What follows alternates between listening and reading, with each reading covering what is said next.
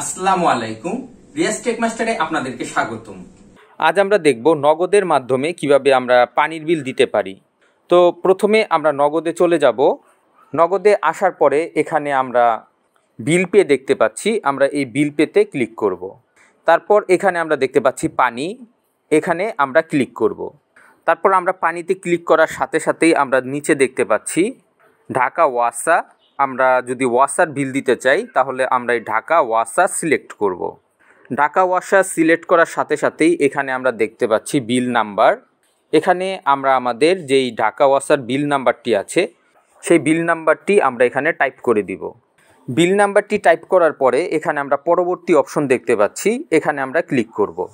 আমরা দেখতে পাচ্ছি আমাদের অ্যাকাউন্টের টোটাল ডিটেলস এখানে চলে এসেছে।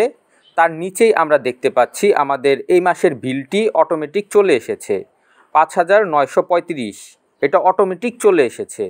এবার আমরা এই পরবর্তী অপশন দেখতে পাচ্ছি, এখান থেকে আমরা পরবর্তী অপশনে ক্লিক করে চলে যাব। এবার আমরা আমাদের নগদের পিন নাম্বারটি টাইপ করে দিব। তারপর এখানে আমরা ট্যাপ করে ধরে রাখব। আমরা দেখতে পাচ্ছি আমাদের বিল পেমেন্ট হয়ে গেছে এবং আমাদের একটি এসএমএসও চলে এসেছে।